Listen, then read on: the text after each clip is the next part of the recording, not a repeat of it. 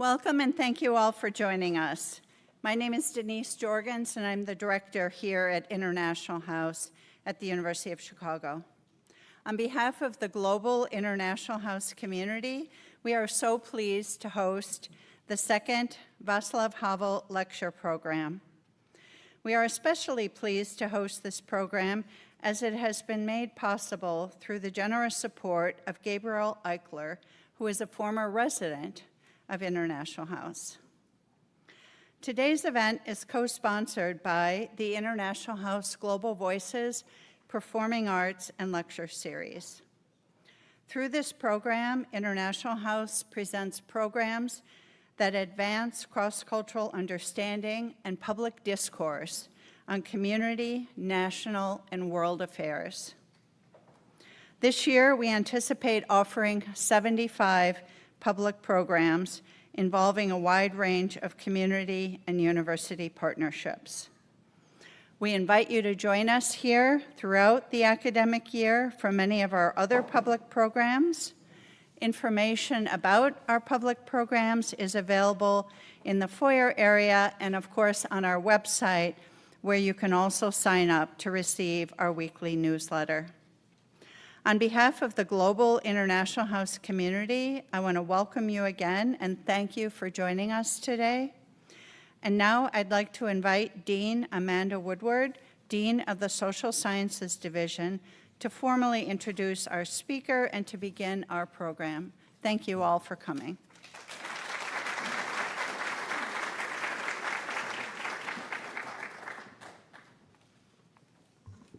Good afternoon. I want to welcome everybody here to the second Václav Havel Lecture. It was established in the memory of the Czech playwright, dissident, and statesman, and to explore his enduring legacy. This lecture series, as we heard, is made possible by a generous gift from Gabriel and Tatiana Eichler, who are joining us here today. And I want to extend again my personal thanks for their generosity and the wonderful opportunities and speakers that this series brings to campus. Today's lecture, entitled The Power of the Powerless, Standing Against Tyranny in Belarus, marks the second of 4 lectures in this series. We are pleased to welcome Sviatlana Tsikhanouskaya, President of Belarus, to our campus, who will be joined after her lecture by Belarusian writer and filmmaker Andre Kureichik for a conversation. As the last president of Czechoslovakia and the first of the independent Czech Republic, Havel guided his nation out of communism and toward an integrated Europe. As the leader of the Belarusian democratic movement, President-elect Tsikhanouskaya honors Havel's legacy of moral courage, peaceful defiance, and solidarity among nations fighting for freedom. Thank you so much for joining us today.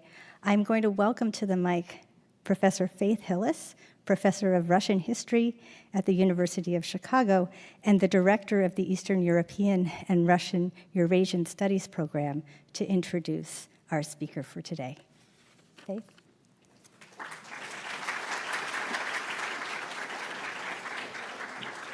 Good afternoon. Thank you so much for joining us. It is my great honor to introduce Sviatlana Tsikhanouskaya, the national leader of Belarus and the head of the United Transitional Cabinet. Independent observers widely agree that she won the Belarusian presidential election in August 2020, defeating the long-standing dictator Alexander Lukashenko. Sviatlana Tsikhanouskaya's journey began when she entered the presidential race after the arrest of her husband, Serhiy Tsikhanovsky, who had declared his own presidential ambitions. Lukashenko dismissed her as a mere housewife, declaring that a woman could not be president. Despite this, Ms. Tsikhanouskaya united and led a powerful democratic coalition. Forced into exile after the election, she inspired unprecedented peaceful protests in Belarus, with rallies that attracted hundreds of thousands of participants. When the war in Ukraine began, Ms. Tsikhanouskaya launched an anti-war movement to prevent Belarus's involvement, which sparked mass acts of disobedience and numerous acts of sabotage aimed at halting Russian troop movements in Belarusian territory. Sviatlana Tsikhanouskaya is the recipient of numerous awards, including the Sakharov Prize from the European Parliament, the 2022 International For Freedoms Award, and the Charlemagne Prize. She has been nominated on several occasions for the Nobel Peace Prize. Today, Ms. Tsikhanouskaya will deliver a brief address and will then be joined in conversation by Andre Kureichik. Mr. Kureichik is a Belarusian playwright, film and stage director, publicist, and civic activist. He is a member of the Coordination Council of Opposition in Belarus. Among his most prominent works is the documentary play Insulted Belarus, a response to the 2020 Belarusian presidential elections and the subsequent violent crackdown by Alexander Lukashenko's regime. In addition to his theater work, he is a prolific screenwriter and filmmaker with more than 30 film and television credits to his name. We will, in fact, be showing a short excerpt from a documentary that he shot in Belarus in 2020 at the beginning of the Q&A session, and we invite you back to campus to see the whole thing on November 6th. In the fall of 2022, Kureichik participated in the Maurice Greenberg World Fellows Program at Yale, and this year, he has joined the University of Chicago community as a Neubauer Fellow and a PhD candidate in Slavic and Theater Studies. One final note, after the lecture, please allow Ms. Tsikhanouskaya and her contingent to depart. We regret that her schedule is packed and we will not be able to do a meet and greet. So without further ado, I'm very pleased to welcome Sviatlana Tsikhanouskaya to our stage.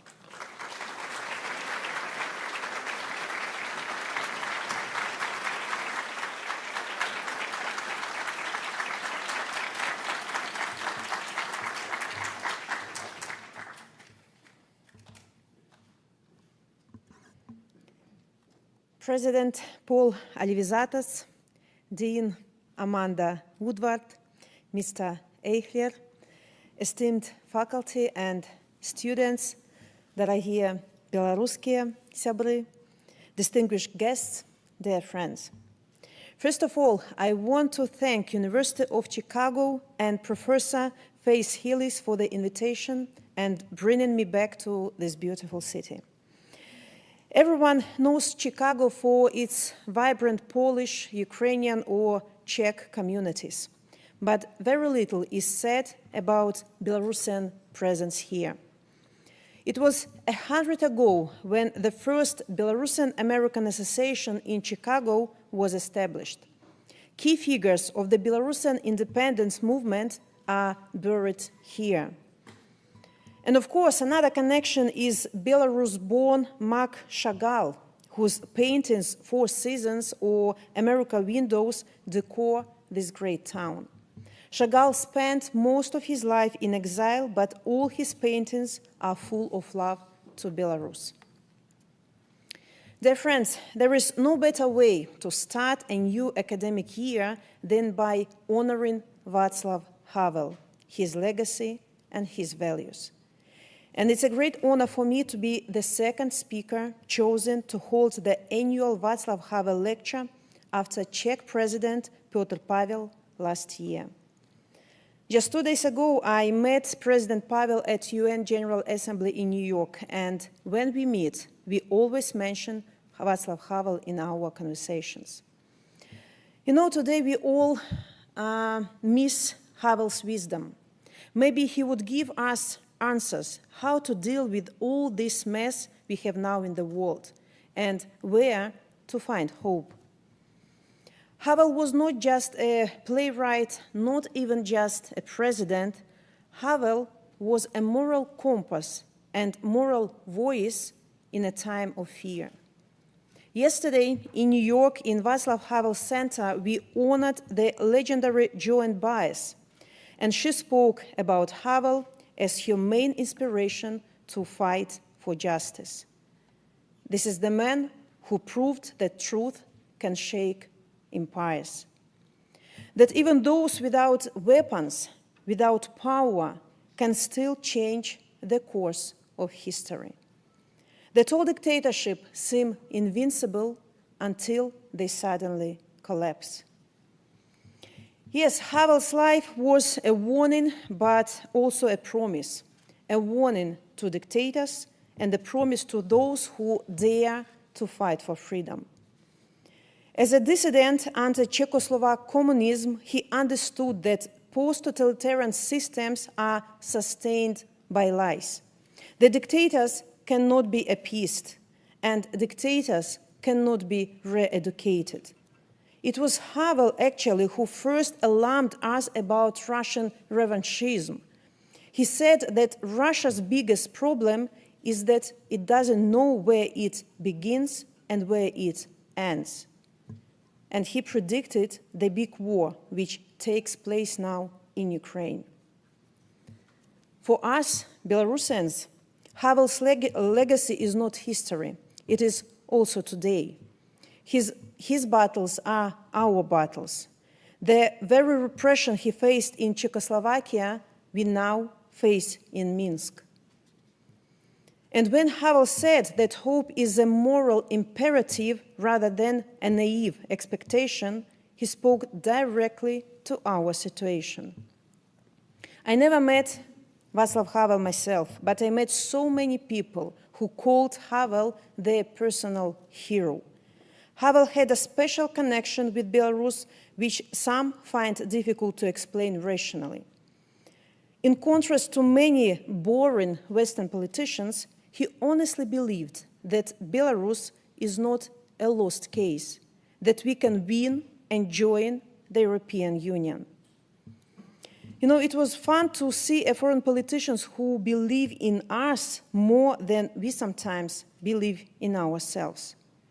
For years, he supported Belarusian democratic movement and independent media, both morally and financially.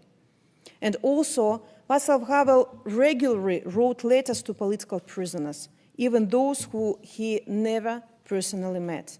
And his last postcard before he passed away in 2011 was to imprisoned Belarusian human rights defender Ales Belyatsky to express his support and admiration.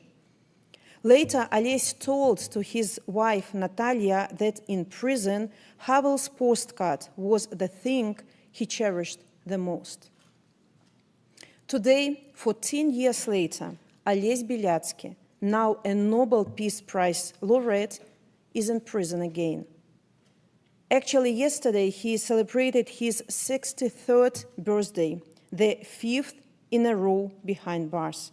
Combined, he has already spent more than 7 years in prison. Belyatsky not just goes through the same ordeal as Václav Havel, he also shares his ideal to live in truth, to defend freedom of others, even if it means losing yours. Václav Havel had a big heart, and the heart was even in his signature. And he also knew well how cruel life under tyranny is, and how important solidarity is. This feeling of hope sent to you from outside prison walls. Dear friends, sometimes it feels that Belarus is stuck in time. Once President George Bush called Belarus the last dictatorship in Europe. But there is another metaphor given by an Italian journalist who called Belarus a communism with a taste of cappuccino. It is like a country where the past clashes with reality. Where else could you find a McDonald's right next to a KGB that is still called KGB, with a prison for political hostages, or modern Tesla's parking near Soviet-time Lenin monuments?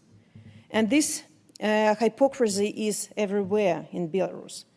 If you don't look deeper behind walls, you will not even differentiate dictatorship from a normal country. Dictators are usually masters of wrapping outdated goods in brand new packages. Squeezed between West and East, European Union and Russia, Belarus always was on the front line between democracy and tyranny, in the center of wars, clash of civilizations. But never before the question of geopolitical choice stood so high as now. The pro-Russian regime of Alexander Lukashenko ruling Belarus for 30 years chose Russia and traded away Belarus independence in exchange for Moscow political protection. His system survived not on innovation or competitiveness, but on cheap Russian oil and gas and endless loans from the Kremlin. For 30 years, Lukashenko really has mastered the art of playing geopolitical seesaw. We often joke that in winter, he becomes pro-Russian to secure cheaper resources, while in summer, he suddenly turns pro-Western to get financial assistance from the US and European Union. To suppress those who disagree, he has built a system of repression and fear. Political opponents have been murdered, imprisoned, or driven into exile. But first of all, everything started with silencing the media, so no one knows for sure what is happening. For 3 decades, Belarus was like a black spot on the map of Europe, forgotten and isolated. Too often, behind Lukashenko, the world fails to see the best of Belarus, its people.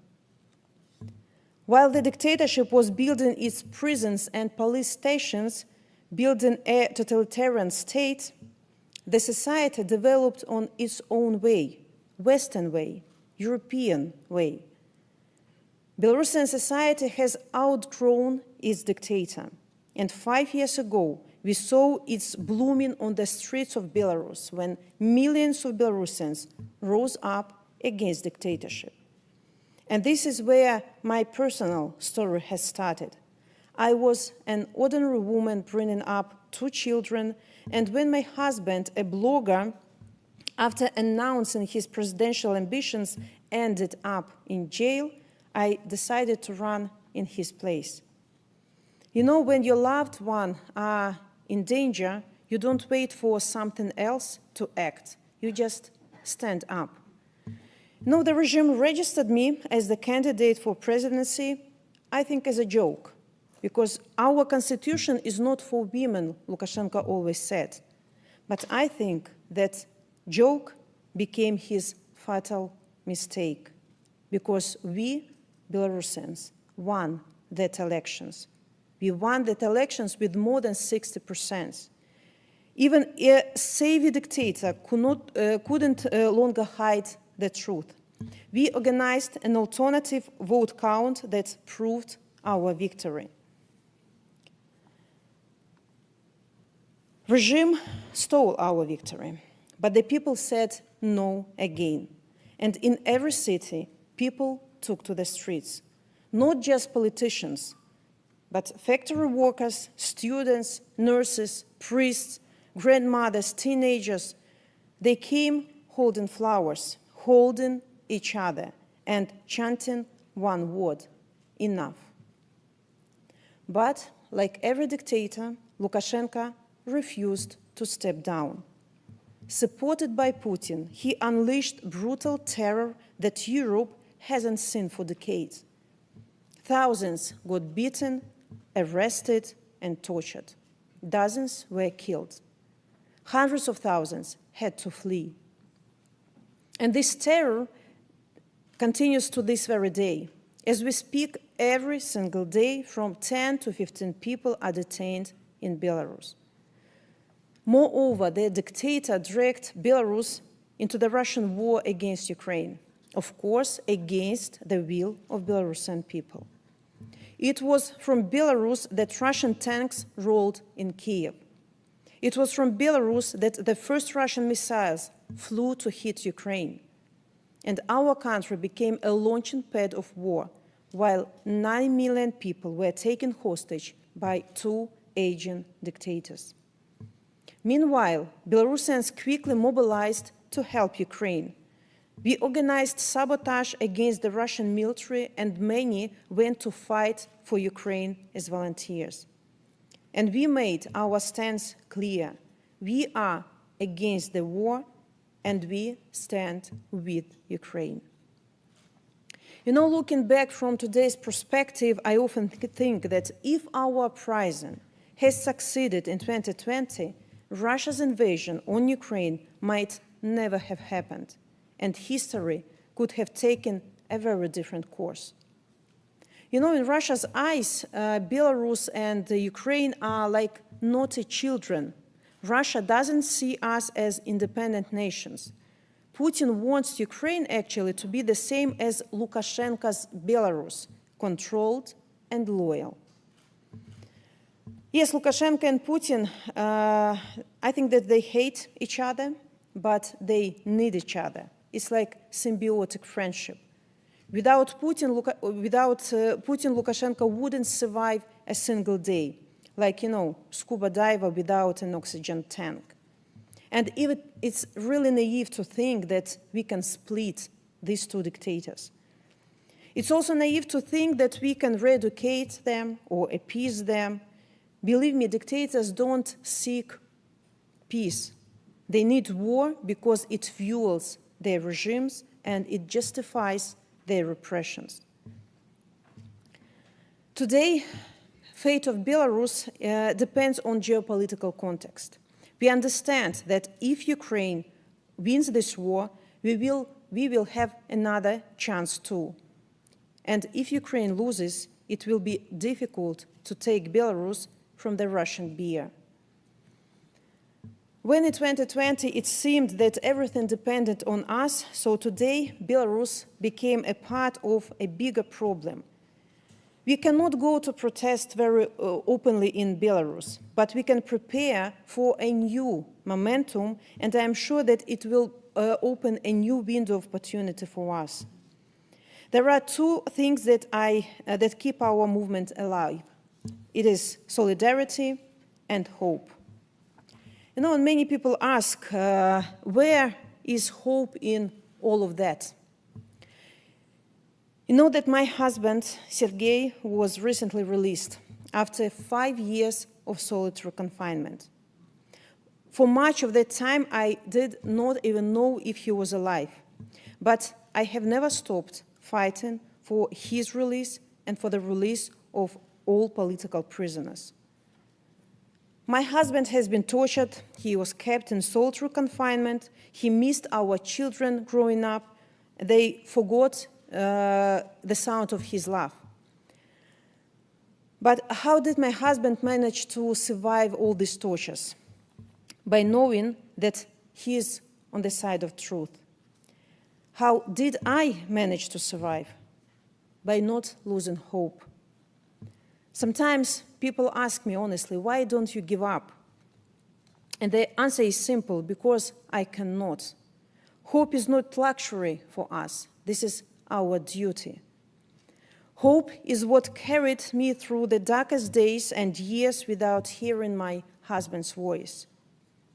Hope is what drives the people still resisting inside Belarus. Hope is what drives the Kalinovsky regiment. Belarusians fighting side by side with Ukrainians for freedom. 80 of them gave their lives to the better future of both our countries, for our freedom and yours. And one of our heroes was Maria Zaitseva. In 2020, she became one of the most recognizable faces of our revolution. In 2025, she sacrificed her young life defending Ukraine. She was killed in the battle on the day after celebrating her 24th birthday. There is a quote by Václav Havel that Ales Bieliacki sent to his wife in a letter from prison. Hope is not conviction that something will turn out well, but the certainty that something is worth doing no matter how it turns out. We live by these words. Our hope has never been the naive expectations of an easy victory. It has been the certainty that a free Belarus is worth fighting for, worth every risk and worth every setback. Hope requires us to act. to speak and to believe that our actions have meaning even if we cannot foresee the outcome.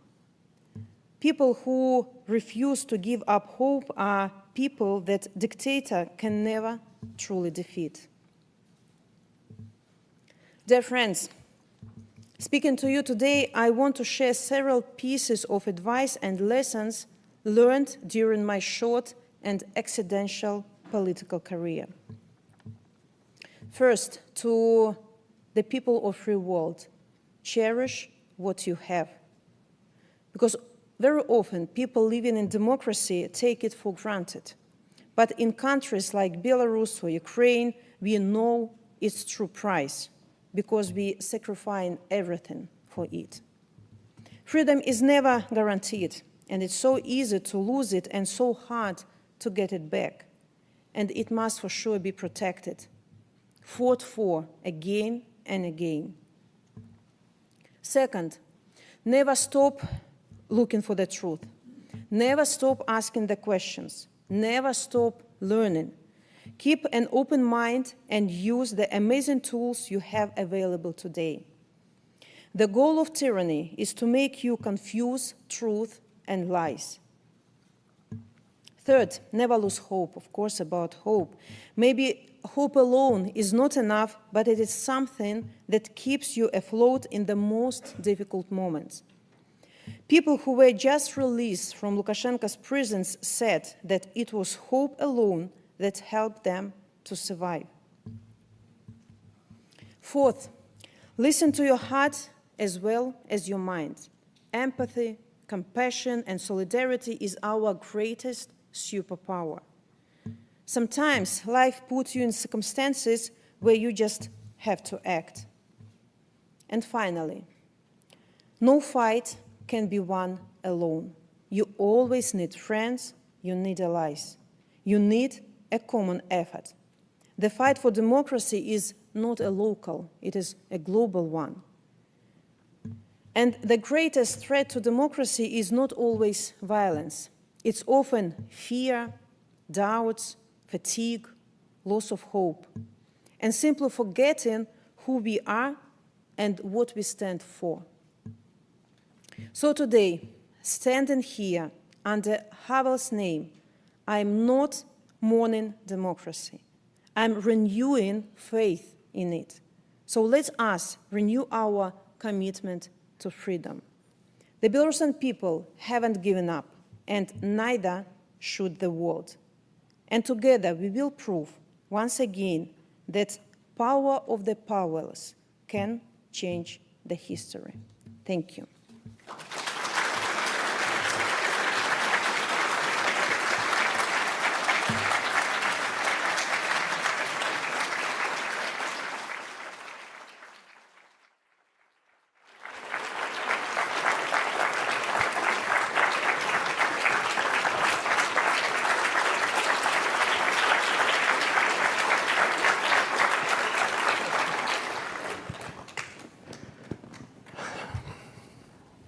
On behalf of the University of Chicago community of Belarusians and of those committed to human rights and democratic values, I want to thank you for delivering the Václav Havel Lecture, named for a great human rights advocate, statesman, and playwright.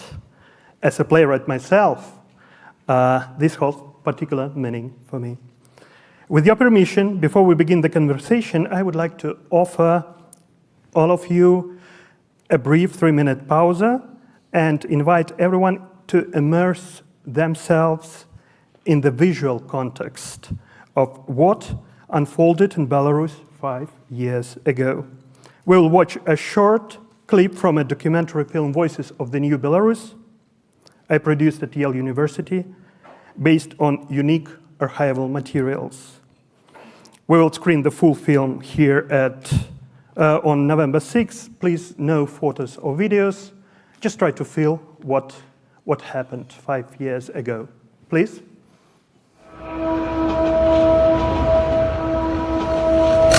Ales Bielatsky, human rights activist, who was awarded the Nobel Peace Prize for 2022.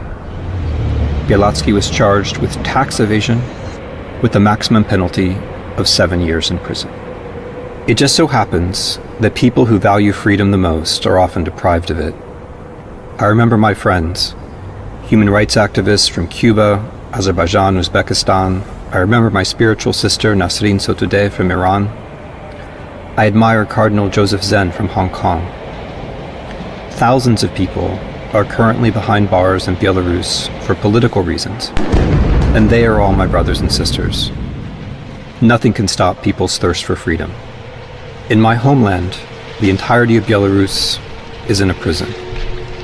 Journalists, political scientists, trade union leaders are in jail. Many of my acquaintances and friends are among them. The courts work like a conveyor belt. Convicts are transported to penal colonies, and new waves of political prisoners take their place. I recently had a short dialogue. "When will you be released?" they asked me. "I am already free, in my soul," was my reply. My free soul hovers over the dungeon and over the maple leaf outlines of Belarus. I began to be critical of Soviet reality early on. Among other things, I faced a sharp restriction on the use of the Belarusian language, with the policy of de-Belarusianization, which was carried out then, and is still being executed today. The one-time colonial dependence of Belarus is an ever-present reality. The existence of Belarusians as a nation and a people is still under threat. It is a dramatic error to separate human rights from the values of identity and independence. I have been involved in the independent underground movement since 1982, in fact since I was a young man of 20 years of age. Its aim was to achieve a democratic, independent Belarus in which human rights would be respected. There can be no Belarus without democracy, and there can be no human rights without an independent Belarus. And civil society should have such a degree of independence that it guarantees the safety of a person from abuses of state power. I believe, because I know, that the night ends and then the morning comes with light. I know that what pushes us forward tirelessly is hope and a dream. Martin Luther King paid for his dream with his life. My payment for my dream is less. The harsh consequences I don't regret. After all, my dream is worthy of all the personal sacrifices. My ideals are in harmony with those of my older friends and spiritual mentors, the Czech Václav Havel and the Belarusian Vasil Bykov. Both of them went through great life's trials. Both advanced their nations and cultures. Both fought for democracy and human rights until the last minutes of their lives. I want to repeat for everyone, do not be afraid. These were the words that Pope John Paul II said in the 1980s when he came to communist Poland. He didn't say anything else then, but that was enough. I believe because I know that spring always follows winter.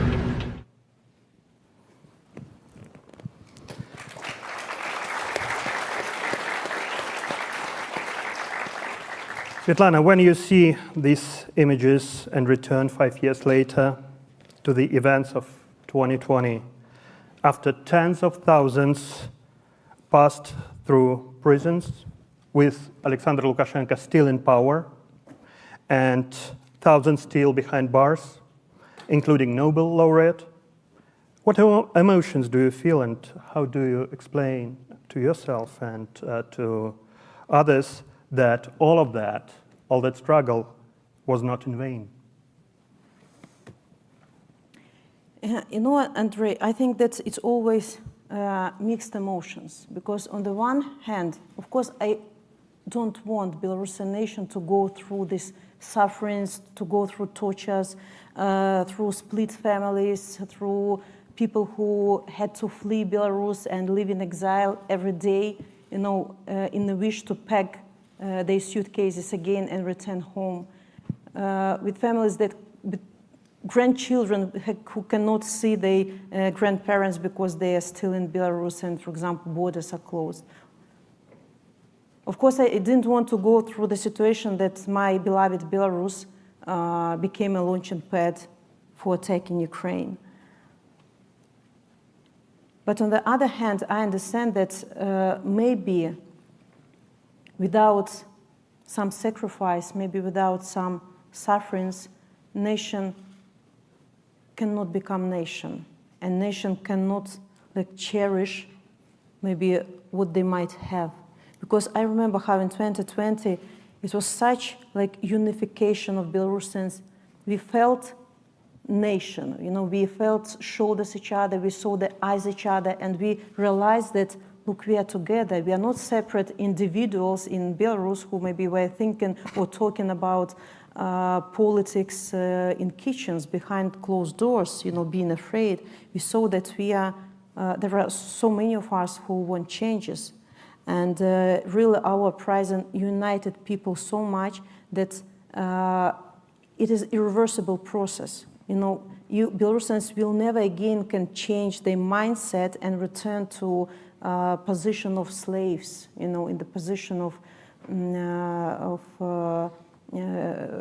people without choice. Of course, it's so difficult. We want to return home. We want these tortures to end as soon as possible, while Lukashenko is intensifying repressions. But now we are together, and people recognize this unity. People are trying to work together. Solidarity is blossoming now in Belarus. People helping each other, helping political prisoners, our military volunteers in Ukraine, veterans who already served the service. So it's absolutely two different ways of thinking. Of course, maybe it's forming nation, I think. So. And following these, Ales Bialiatski, actually he had a birthday yesterday, and it's his 5th birthday in prison. He said, I quote, "It's a dramatic mistake to separate human rights from the values of identity and independence." And then he called for a broad public dialogue aimed at national reconciliation, including representatives of authorities, political parties, those who are now in prison, and those forced into exile. Do you agree with him?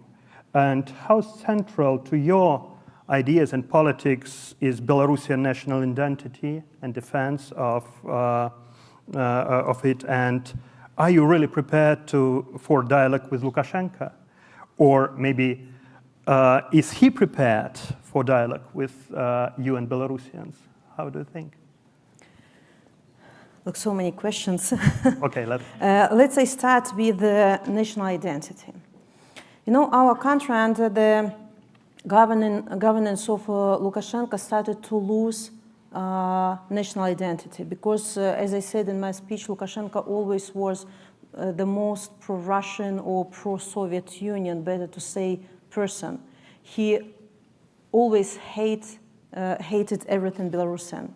He never spoke Belarusian language, and in Belarus it was like under his governance it was such tendency. If you speak Belarusian, it means you are from village. You are not modern.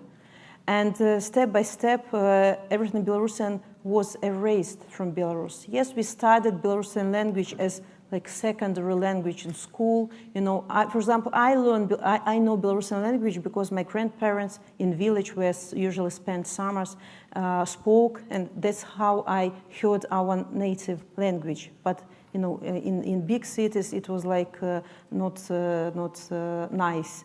And I'm so cherish those small, sometimes underground schools, or those people who always spoke Belarusian. They managed to save, our, the roots of our national identity. Yeah. And actually, 2020, our present changed this perspective a lot. Now people realized that we are a nation, and we understood the meaning of national identity. And now people more and more start speaking Belarusian language, read Belarusian poets.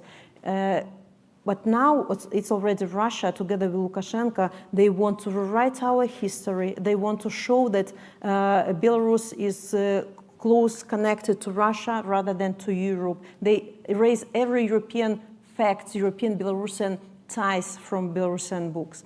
they ruin Belarusian heroes, they forbid Belarusian poets and writers. Actually, even sometimes if you speak Belarusian language in the streets, you can be put in jail for this. And I think that we are following maybe Ukrainian path because after 2014, they also realized that what differs us from Russia mostly, it's our national identity, and we have to save it and intensify, strengthen it. So that's why, of course, it's extreme important element of a nation. And the second question was about, dialogue or about reconciliation. We want to achieve changes in Belarus peacefully through transition of power, through free and fair elections, and of course through reconciliation process. And we constantly send the signals to the regime, to nomenclatura, to authorities that look, if you didn't commit any heavy crimes against people, if you were not participated in crimes against the war, or if you are not participated in abduction of Ukrainian children from occupied territories, for example, you're part of this new democratic society. And we will collaborate, in the future. We will rebuild our country. We will rebuild everything that Lukashenko's regime has been ruining for 30 years. And of course, we want changes in Belarus to go through kind of round table. Maybe some of you know that Poland went through this round table negotiations, and they succeeded. So we don't want any military uprising in Belarus. This should be peaceful, democratic process, and we are calling for the authorities, to agree with this. That's why we split an elite. But of course, it's not about Lukashenko. Lukashenko, it's his time is outgoing. He is lame duck. He sent an independence of Belarus to Russia at the moment. He doesn't care about Belarus. He serves to Putin's interest, not to interest of Belarusian nation. So that's why he's out of this new Belarus system. I just want to add that from my perspective, two theaters which were Belarusian language only for more than 70 years, even under Soviet Union, were now Russificate. It's National Theater of Yanka Kupala, and most of the actors were pushed into exile, and the youth, Belarusian Youth Theater, which delivers Belarusian language to children, it was Russificated totally too. Before giving the floor to the questions, I have very difficult, actually, question to you, Sviatlana. We observe a tendency in US policy toward engagement, or some may say normalization, with authoritarian leaders. And we have seen rhetoric that flatters or accommodates them. At the same time, we note that Belarusian prisoners were released. Seeking favor with Washington, Lukashenko recently released roughly 60, I think around 60 political prisoners with expectations of more releases. As someone who is consistently criticized normalization with criminal regimes, and push the sanctions and really try to be tough on Lukashenko. How do you assess this approach, and what should take precedence, more like principle or result, more morality or final result? What's your vision of this new American policy? Look, I think that, of course, sometimes looking for some advantages from trade, or economic, cooperation, countries forget about human rights. But I have to say that human rights has to stand on the top of any angle, and because human rights, security, prosperity, they are always intertwined. And it just cannot normalize, the situation that you are trading with the country where human rights are abused, where people are tortured, where thousands of political prisoners behind the bars. Like, it's not normal. Of course, and on the example of Belarus, we encourage democratic countries, to hold not profit-based policy, but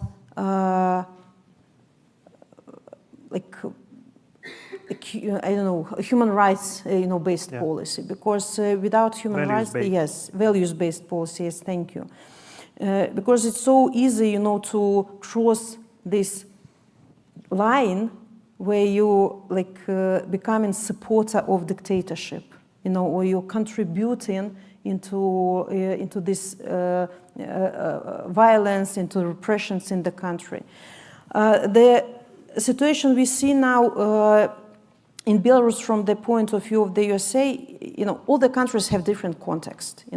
At the moment we have 1,300 political prisoners. In the USA, we have support, 5-year support from both from Senate and Congress. It's bipartisan support to Belarusian democratic movement.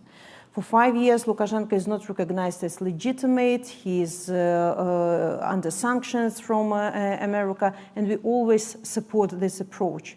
Because until repressions continue, human rights violence, we have to stand principled and strong. When President Trump came to power, we see that his policy is more transactional.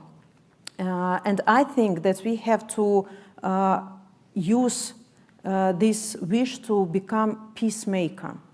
President Trump already, taking his efforts to bring peace in many regions, including Ukraine. And I really appreciate so much that political prisoners of Belarus case is on the table of President Trump. That he's dealing with this, that people from administration, the State Department, working with the Lukashenko regime on releasing of people. I have to say that it's not just, communication behind the backs of Belarusian democratic forces. We are in constant communication and coordination with State Department and representatives of President Trump regarding this issue. But releasing people is our priority. People already 5 years in jail, people are dying there, and we really encourage President Trump, to continue this work. 2 groups of people have been released already. It's about 100 people, including my husband. But the story is not as smooth as it might seem, and we are glad that American side here our adjustment, to this conversation between regime and the Americans, because it looks like a revolving door at the moment. Because while releasing 100 people, they detaining 3 times more, and that's why we encourage our American partners to put the question all repressions have to be stopped. Or otherwise it will be endless process of by Lukashenko to get more and more hostages and to sell them in exchange of lifting of sanctions or some more carrots. It should be stopped. The other issue is that all those people who are pardoned or released by Lukashenko, they're not really free. They are forcefully deported out of the country. These people are brought to the border and kicked out of Belarus. People don't have choice either to stay in Belarus or to leave. No choice. And sometimes without passports, without documents. Yeah, this is the one problem I will describe a little bit later. So we also ask American side to put these questions to the regime. You cannot demand people to leave the country. It has to be, if they are free, they have to be really free. And the third one is that people are sometimes taking their passports away. So in the last group of people, 13 or 50 were taking their passports by KGB. So you are de facto stateless on the territory of different country. And here, of course, I want to say a huge thank you to Lithuania, our neighbor, and Poland, who are trying to help us so much, to legitimize, legalize, these people on their territories. It's absolutely unprecedented approach, and they're doing this only to help us because they believe in our victory, in our fight. But it cannot be like so. So America has power. President Trump has power to demand from the regime of Lukashenko to include these adjustments to the policy of release. So, but again, our aim is to bring irreversible and systematic changes in Belarus. Stop repressions, hold free, fair elections. Without this, it will be always like vicious circle. How is it? Mm-hmm. Vicious circle. Yeah. And that's why at this very moment, while President Trump is releasing people, holding this humanitarian track, releasing people, trying to save lives, our European partners, European Union, have to stand strong with their sanctions and to demand these changes in Belarus. Because now Belarusian case is not about humanitarian topic. It's not about only political prisoners. It's the issue of security. I don't know if you are going to ask about this. Maybe I will say. No, I will not, because I would like to give the floor to the students, and maybe they will ask. Okay. Yeah. So. Yeah, I mean that, just very shortly, while Lukashenko is in Belarus and serving to Putin's interest, Belarus will be source of threat to NATO alliance, always and always, through migration attacks, through deployment of nuclear weapons, through provocations, drills, so on and so forth.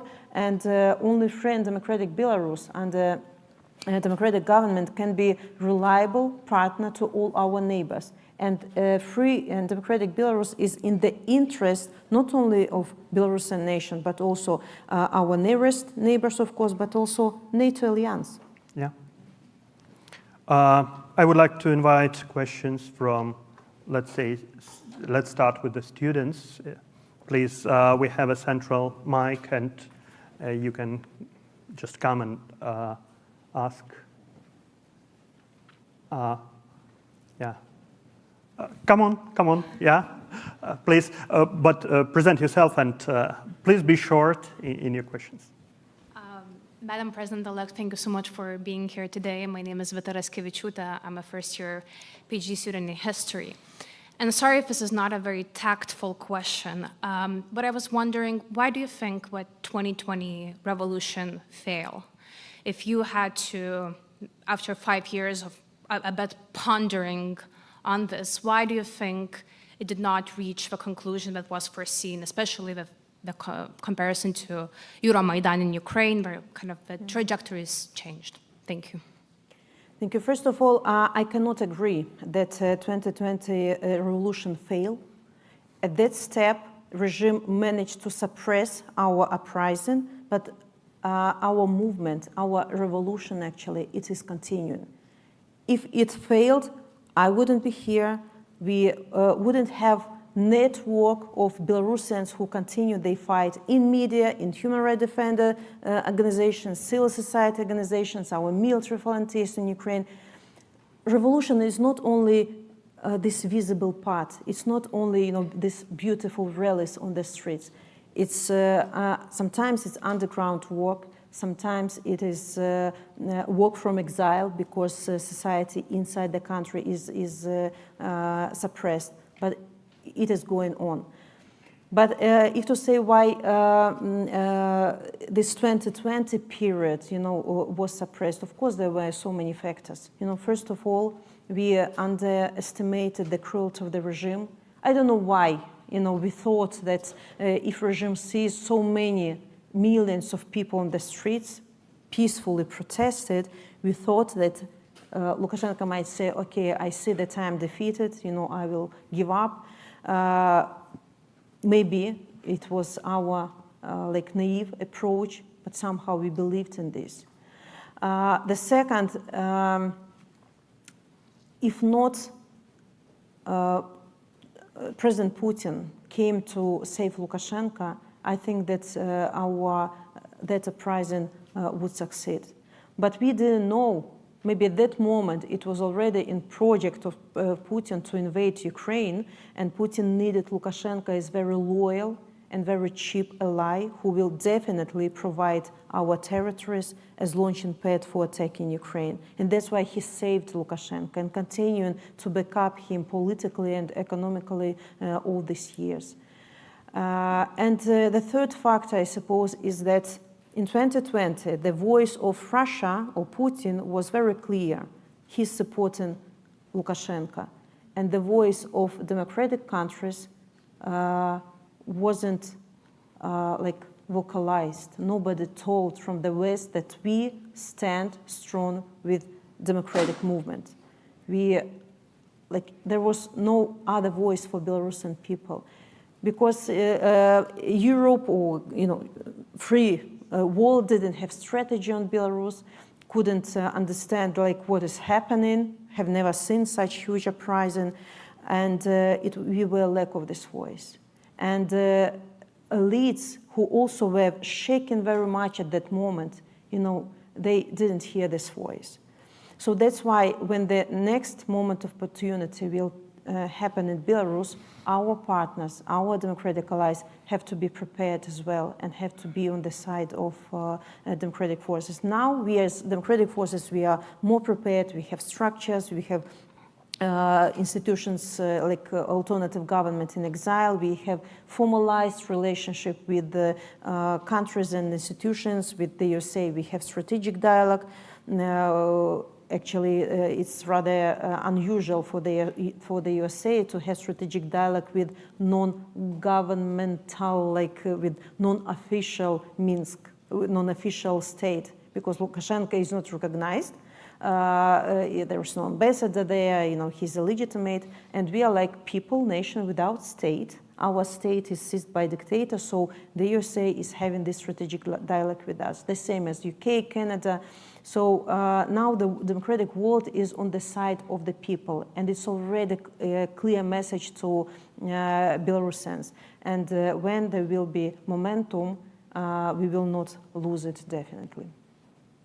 Thank you. More questions, please?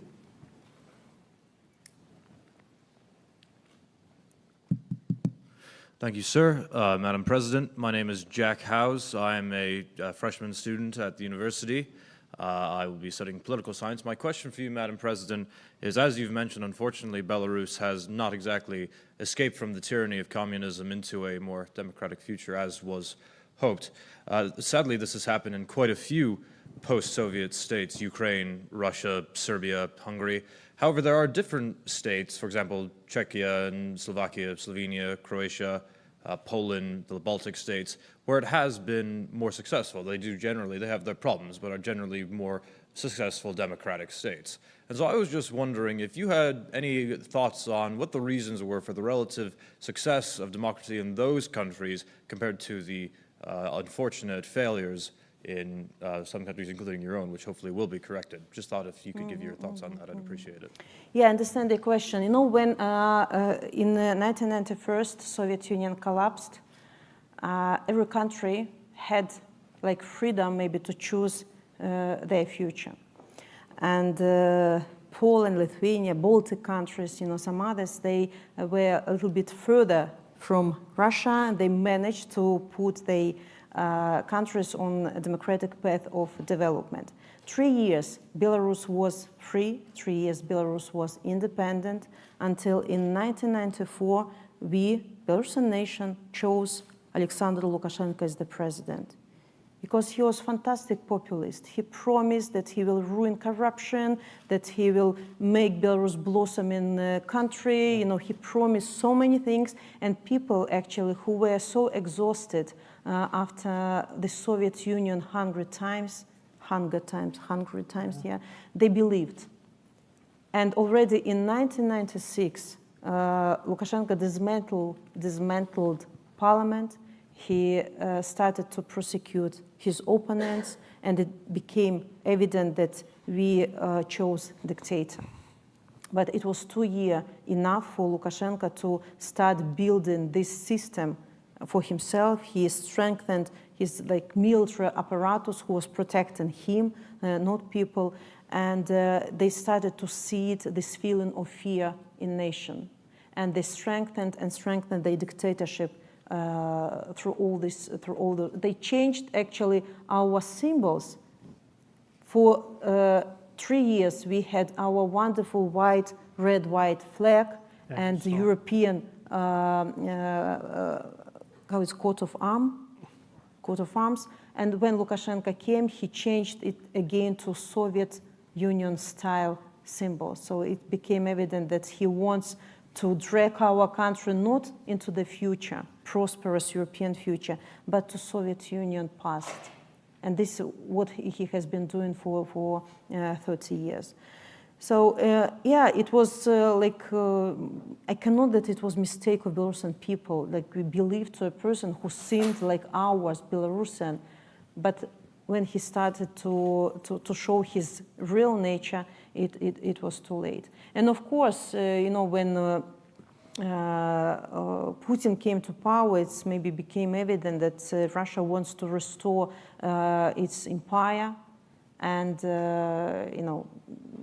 they see Belarus, Ukraine, Moldova till now is struggling, Armenia, Georgia as they satellites. They don't see in us separate nations and states who deserve actually the future the people want to choose. And since then, using loyalty of Lukashenko, as I said in my speech, Lukashenko always played with Russia, cheap gas and oil, cheap loans. Lukashenko just fulfilled his pockets with this money, but he didn't care about nation. So that's why we also, with the story of Belarus, we encourage, we show to the countries that might be on the loose of, on the brink of the loose of democracy, and they don't notice this. That look, it's so easy to lose what you have. So that's why I see that Belarusian topic, Belarusian story is so important for democratic countries, because I already see in Europe actually how Russian propaganda is trying to poison the minds of people with their propagandistic messages. Why do you have to care about Ukraine? Why do you have to pay your taxes to assist Ukrainian soldiers? Just live your wonderful lives. They propose simple answers to difficult questions, and people, who also feel fatigue, who, they can support these ideas. And democracy is тяжелый труд. How to say it in English? Well, hard labor. Hard work. You have to contribute in democracy all the time, because democracy is not about politicians. It's about everybody of the citizen contributing into democracy. I will stop here. I can say endlessly. Maybe one more question, not only from students, but anybody, please. Thank you, Madam President, for coming here today. My name is Emma. I'm a Latvian-American second year in the college studying political science. And I was curious to hear your insights about how the Belarusian people view the instrumentalization of migrants by the Lukashenko regime. And also curious to hear how you personally think about the trade-off that's often discussed in, of course, NATO and EU circles, but also Latvia and the Baltic states, between preserving the human rights of these instrumentalized migrants and, of course, the Belarusian people who are affected by this instrumentalization campaign, but also preserving the security of NATO and the EU's external borders. Thank you.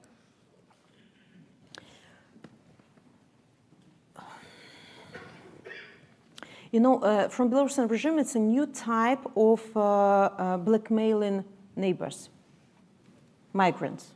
They're using people's lives, actually, just in their interests. For all these years, as I said, our neighbors, Lithuania and Poland and Latvia also have been supporting our democratic movement a lot. Of course, regime wanted to put pressure on these countries, and they started to bring huge amount of people from Middle West or from Middle East and forcing them to cross the border. It's instrumentalized migration. It's not people who just wanted them, maybe themselves to come to Europe. They are selling this service, you know, to bring people. They promise we will bring you to border and you will easily cross the border from our side. We'll supply you all the instruments. And this is how actually Lukashenko made business on this. And of course, it was shock at the beginning how it's so possible, but then, you know, our neighbors understood that this problem cannot be solved normally. Lukashenko was together with Putin, they were intensifying these migration attacks. And what happened is that what we never wanted, Poland and Lithuania started to build walls between their countries and Belarus. Never in our history we had like real physical walls, just not to let migrants cross the borders, because it was massive attacks, massive, and guards, border guards, you know, couldn't stop them. It's such a pain for us that because of Lukashenko's actions, you know, Belarus is becoming isolated, physically isolated. Now, when you know, Poland and Lithuania has like intensified, you know, the resistance, you know, to this migration attacks. Of course, the level is decreased, but still, every night, every day, some people are trying to cross the border. We don't know how many attempts are successful. And yeah, it just, you know, people mean nothing for dictators. They're using them. And also, maybe I have to mention here that migration attacks is not only like Polish problem. It is European Union problem. And I think that other countries have to support Lithuania and Poland and Latvia actually in their efforts, you know, to stop this migration crisis. And actually, migration crisis is a symptom of the disease. Disease is Lukashenko that's creating much more problems. It's hijacking of airplane, it's about a nuclear weapon, it's about threat to Ukraine. So we have to cut this disease because actually, you know, dictatorship or tyranny is like cancer. Until you cut it to the very last cell, it will spread further and further. I think we have time for final question. Please, please, Professor Sonin. Let it be, yeah. Okay, I'm not a student. That'd be one question, not from students. My name is Konstantin Sonin. I'm a professor here. I'm in exile from Russia. And so, certain question, I wonder, could you give any advice to the Russian opposition in exile? Because they never achieved anything like you did in these 5 years. You know, I think that our uprising, our revolution, our movement is rather a unique case because we managed to unite not around like person, but around idea, around our goal. I understand that I'm transitional leader. I know that people in 2020 voted not for me personally, but against Lukashenko. Because I promised to Belarusian people, I'm not an experienced politician. I cannot be like, you know, real president of Belarus because, you know, every politician needs some knowledge about this. But I promised to people that as only we manage to protect our choice, we will organize free and fair elections where any candidate can participate. So it was agreement. And since then, our leaders are not competing to each other. We are united around one goal and working on this goal. Yes, we have a president-elect. I have mandate from Belarusian people, and I'm really, you know, doing like hard work, you know, just to promote Belarusian cause, you know, to make sure that Belarus is not forgotten. We deliver help to Belarusians. So many challenges we are trying to solve, all of them, but we are not dispersed. You know, we are not plenty of opposition groups like in Russia, for example, and they like attacking each other, competing each other, and believe me, propaganda also like fuels these debates, you know, or quarrels. And in our situation, of course, you know, a little bit different. And actually, we really made many unprecedented things. I already talked about formalization of relationship. We are, as representatives of democratic forces, we are invited on the highest level meeting with presidents, you know, with prime minister. And I remember how maybe in 2021, in 1 year after our uprising, propaganda and some opponents told, oh, couple of more months and Belarusian opposition or democratic movement will disappear. Like, okay, now she's meeting Biden, then President Biden, it's not last long, but for 5 years already. And this level of attention is not decreasing. Context is different. Ukraine is here, and other crises. Of course, Belarus is not like, you know, in the highest, you know, focus, but still, you know, we're managing to defend our place. You know, we defend our interests in international space. We, for the first time, actually, for 30 years, Europe openly told that place of Belarus in European family of countries, that our doors are opened for you, that and Belarusians now see alternative to Russian world. Because before, Lukashenko told our fate is together with Russia, nobody wants us in the West, nobody needs us, and now we hear the voice, no, you are ours. And eastern border of Europe has to lay on the eastern border of Belarus, as President Zelensky actually said. So that's why I honestly say that, you know, some opposition movements of other countries, like Georgia, for example, or Far Eastern countries also coming to us and just to ask to share our experience, how we managed to achieve seats, even if they're informal in European Parliament. How could it be so? But because I know that if this door is not open for you, look for another. You know, just do what you're doing. And again, we have found many friends all over the world. Friends maybe who have keys to the doors that we ourselves maybe can never open, but these friends helping us. So as I said in my speech, you cannot win any war or any battle without allies. Everybody needs allies.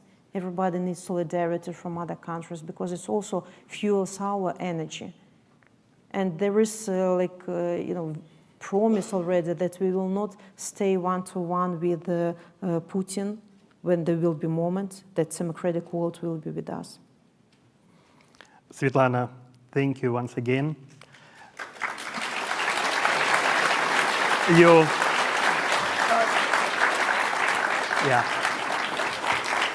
You are not only Belarus president-elect, the voice of Belarusians worldwide, and our most important diplomat. You have also, I just want to say, Sviatlana also became a literary figure. We began by noting that Václav Havel was both statesman and playwright. In that spirit, I would like to present you the Book of Plays, in which you appear as a character. And dozens of productions around the world have portrayed Sviatlana Tsikhanouskaya on stage, making you not only a political leader, but also a figure of literature. Thank you for everything, for your fight. Applause for you. Thank you.